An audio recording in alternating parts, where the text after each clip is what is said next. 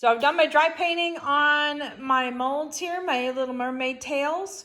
And I've used up the last of my leftover resin as far as filling up these molds. And I'm gonna do something a little extra special with these molds. So when they come out, I'm going to bend and form them into a shape, but I'm gonna do it while the resin's still soft. Not sticky, but soft. So there is a very fine line in there, kind of deal. You don't want to do this with quick coat because when it sets, it's hard. But this is a stone coat, art coat, and I'm sure other resins will allow you to do this. You can still touch it, but it's pliable and you can bend it. And that's what I'm waiting for before I can remove these guys from the molds. So I have put aside a little bit so that I can test that out before I pull these guys out of the mold. All right, now we wait. Well, and pop bubbles some more. Howdy, howdy, y'all.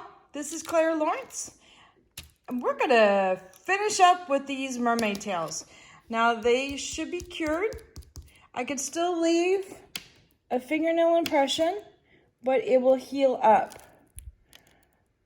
So I'm not worried about it. It shouldn't leave any fingerprints behind.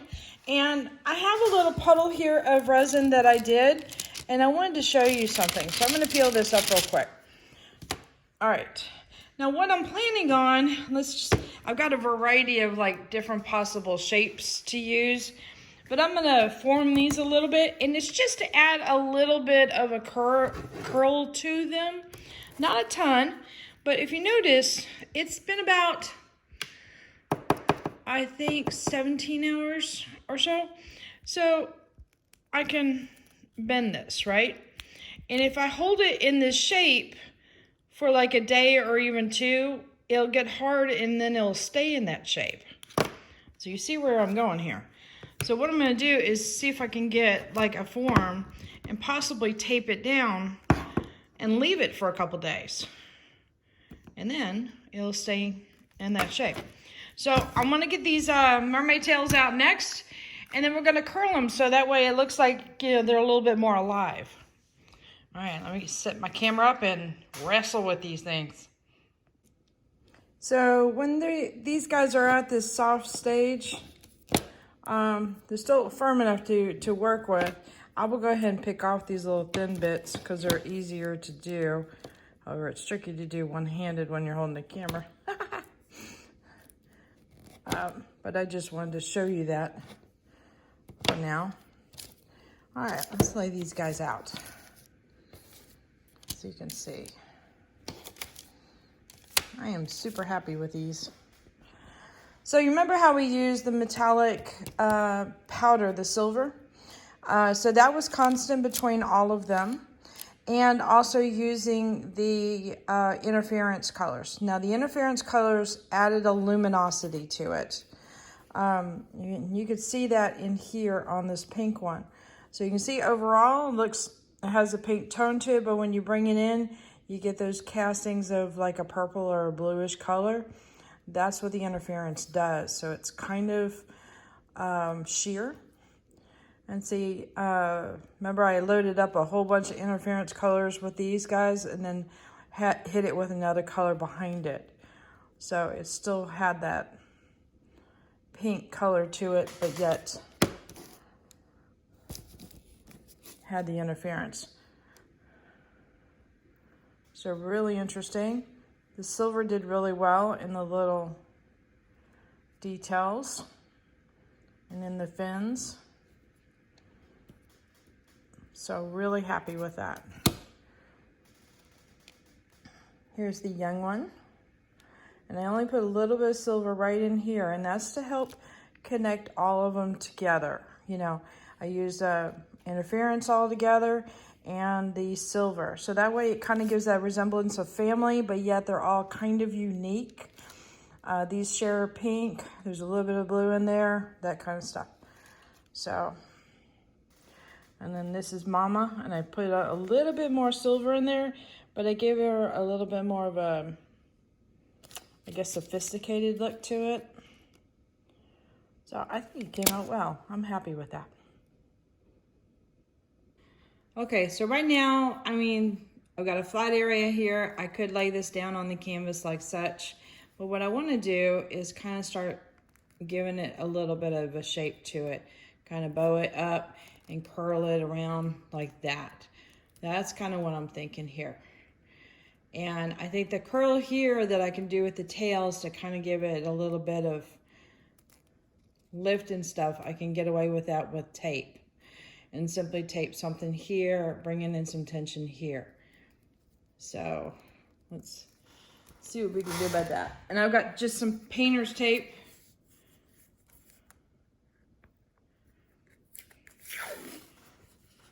That I'm literally gonna stretch from one edge to the other.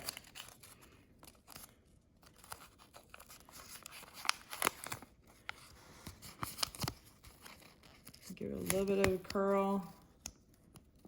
Bring it taut. Let's see how that looks.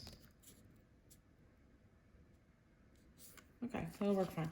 And then I find what works best is make sure you have your painter's tape overlap.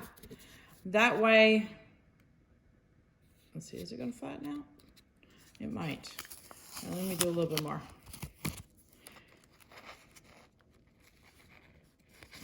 Might exaggerate a little bit so that way if it settles, come on, exaggerate. All right, there. I'm like really zoomed in, so it's tough here. Okay. Let's squish that down so you can see. All right, so I got a little bit of a curl in there with the tail, and I'm happy with that. Now, all I want to do here is kind of, let's see, do I want to curl it like that? Just to give it a little bit of life.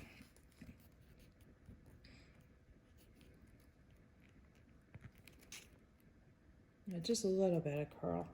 So I've got a couple of different things around that I can literally tape it to it. But in this case, it's too flimsy. That ain't gonna work. I do have these little guys. These are meant for like, if I have a drawing tablet, I can put a couple of them here and then rest my tablet to have it at an angle. I've used these things for so many different things, it's not even funny. Including bending mermaids. Who would have thought? All right, so I'm just gonna kind of curl this over top. Just a little bit. And then when it's set and it's hard, I will probably sand down the bottom a little bit just so it will lay flat enough on the canvas. So I'm kind of putting some pressure down. Bring that under. Bring this under. I'm gonna attach that to the other side of the tape just so it holds it. So you can see it's kind of curled around the dome there. And it's something just to put it to the side and it'll be fine. All right, let me zoom out a little bit. Okay, I'm gonna put this guy to the side and I'm gonna start working on the rest, but I'm gonna time lapse that. So basically you kind of got the gist of it. So here we go.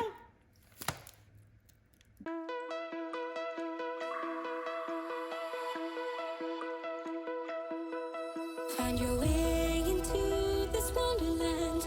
Cross the maze, the dark, the innocent. Chase the faith, the thrill, the heaven sent. I got you wild upside down. The labyrinth will guide you far away to a place where senses will decay. Your ghost and mind will shadow play. I got you wild upside down.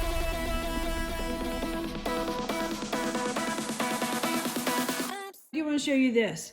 So on my mold, you see how it's really super shiny and kind of curved, and this one has more of a definition of the tail here.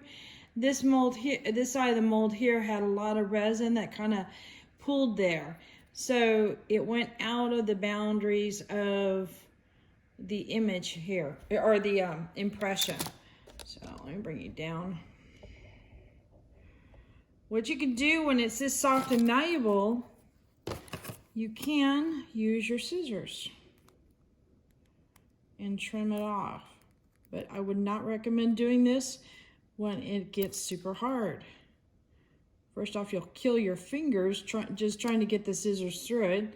Then you'll kill your scissors. But it's definitely easier to do. A little bit there. I'm just going to pick that off. I'm sorry. I hope I was in camera during that whole time. I just looked up. All right. So now is a good time. Boy, this area is like super thin.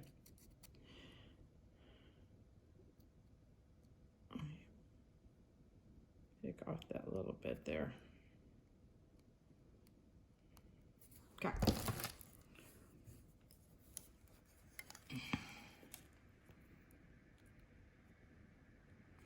So if you want to mess with skins or wanting to mess with skins, they're like leftover resin bits from a pour, get them at this stage where they're really pliable, and that's a good time to cut them up in little parts. All right, let's wrap this guy up.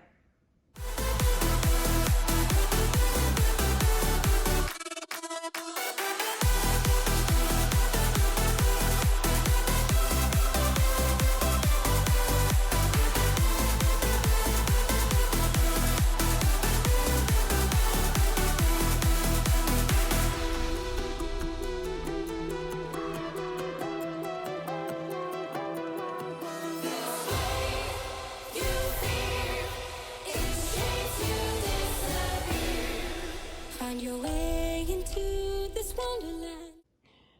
So they don't look like mermaid tails right now, maybe more like bound up caught fish, but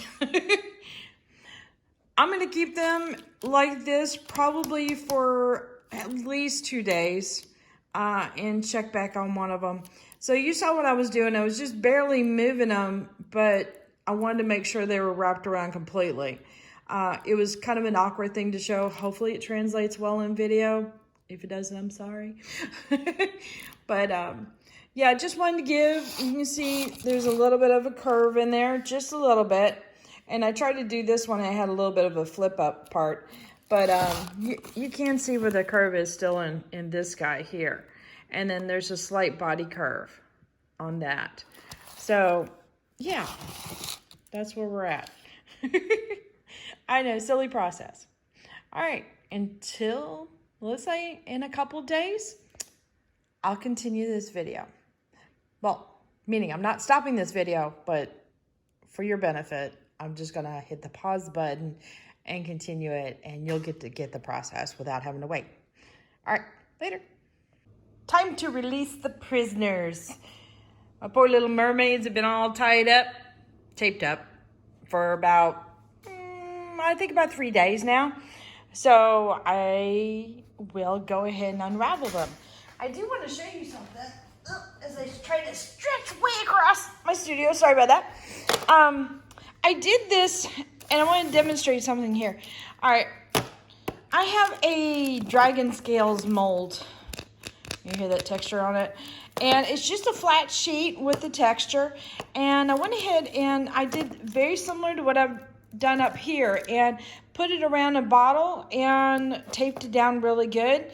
You can see some of the texture still there, but I kind of cut it nice and smooth around the edges. I was thinking it's like this might be a good patch, you know, for like a costume or something like that. And this has been what, maybe about 4 months or something like that. Not saying it got taped up for 4 months, but it was taped up for a couple days. And then I untaped it. So it has remained curved, but also the resin has hardened. And this sucker, I could probably carve stuff with. Sorry if that got too loud, but I did want to demonstrate that once it is in the shape and has gotten to that hard cured stage, it'll hold the shape. So I think that you can heat it up and possibly reshape it, or like people will reheat up resin to remove drips and stuff. I don't know if you'll lose the shape or not. I've never tested that out. Don't really have a need to yet. But yeah, I just wanted to share that, you know, it really does retain its shape. All right, let me get the camera set up and we'll get to releasing our prisoners. Okay, I wanted to put it in the stand because I knew this was something I could not do one-handed. Or let's just say definitely not very well at all. So all I've used here, remember, is just blue painter's tape. I guess you can do the green tape, but basically just painter's tape. And just attached it to something that was solid enough that you could hold a curve to or shape to. And the stuff peels off the resin fine. Not so much your fingers, but definitely peels off the resin fine. I keep looking back to make sure that I'm still on camera because I'm kind of going to town on this. All right, let's see.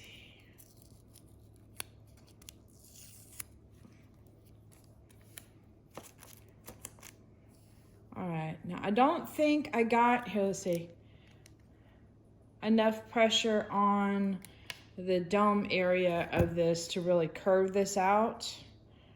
So that still remains. However, I did get a real nice shape on the fin, so I'm happy about that. So what I'm gonna do next is I'm probably going to tweak out this edge here with sanding and see if I can get it so that it sands it a little bit. In other words, I sand it down a little bit more of an angle. I had already kind of planned on doing that, but did it twist it all? There's a little bit of a twist. All right, let's see if I did better on the other pieces.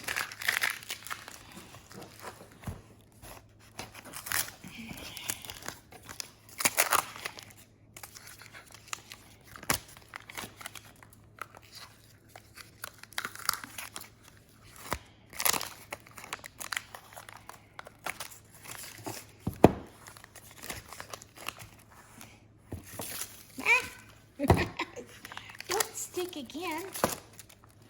All right, this one did seem to hold its curve, so yay.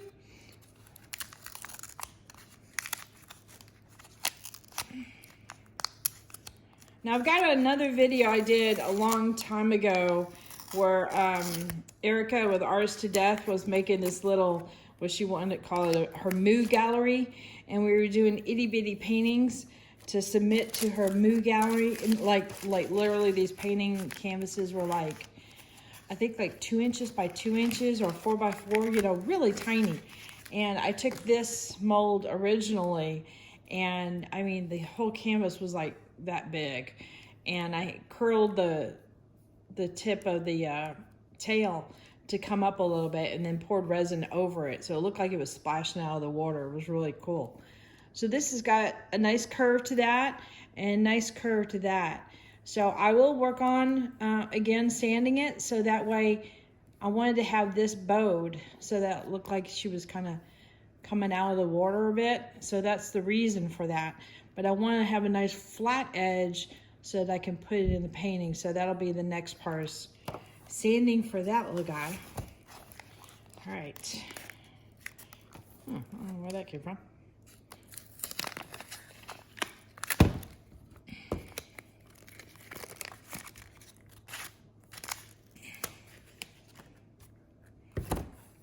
Oh, and I've also noticed that, well, actually, this is white stuff. I don't know what that is.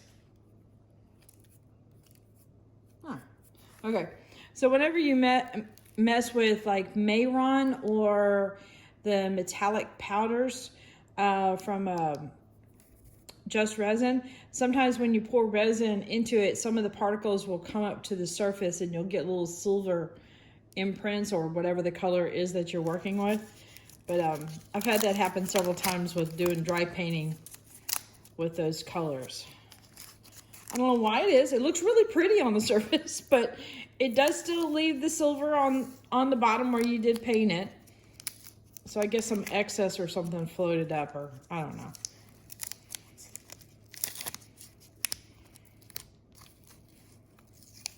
Oh, this one kind of curled real nice. So it definitely kept the shape. All right, okay, again, I kind of flopped with this, But this one here is such a nice little shape. I'm not that worried about it, but I'm still going to sand it so that it brings the edge a little bit down. And what it does is also hides this cutoff thing. So a little bit of disguise there. You'll see a little bit later on. All right, this is Mama Tail, or Mama's Tail.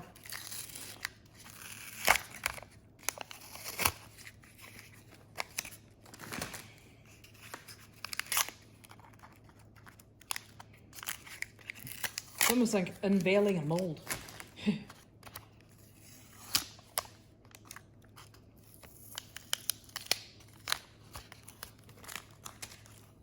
All right, so we got real nice curl there. Well, that'll be pretty. All right. So I will do the sanding on this guy because I'm probably going to get like a little orbital sander because I'm going to have to make some pretty dramatic sanding on this to get it to lay how I want it to lay. It's hard to describe what I'm talking about. Let's see if I can use a stick. I got a stick over here. So when I lay it on the canvas right now, it's flat, but it's got this little cutoff edge, like almost like the mermaid, you know, which I don't want it to look like there's been a tragedy instead of a kind of a cool thing. So what I'm going to do here is change my horizon line with sanding and get it to be like this. So that way it looks like they have just gone into the water. And this gets covered up by waves. I'm going to work some waves over this kind of thing. So it gives a little bit more realistic look. And with this guy here, with it laying on the top, let's see, well, you can kind of see it there. So it's up kind of high. I'm going to have to do some creative sanding on that to get that edge off. And it might not take too much. It might be just the tip that I'm removing. Oh, we'll have to play with it. And same kind of deal with this one as the other one, where it's a long angle like this. So I'm not going to get that part on camera, so you'll see the before and after on that, because it's going to be a messy operation. And yep, definitely outside job too, because I don't want all that particle flying everywhere in the house or my studio. So anyway, that's how you curl some resins after, or some resin shapes after they've come out of a mold, and keep the shape successfully for a while. So try it on some other applications. It works out really well. It kind of brings, when you combine it with other elements, it can really bring some life into the piece. All right, well, be looking for another video because I'm going to continue this one. And we're going to sand it down and then start applying it to a canvas and turn this into more of a scene and a painting. All right, so I don't have words right now. They're really tongue-tied. So sorry.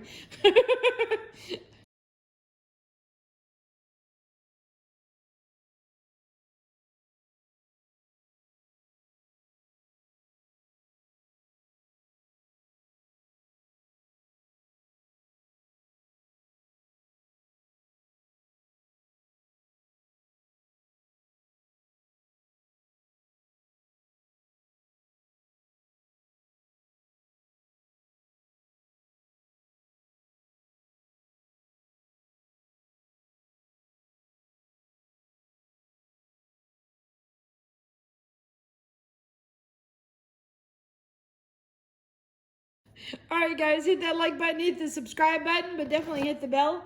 Get notified next time I put a video up. Later, y'all.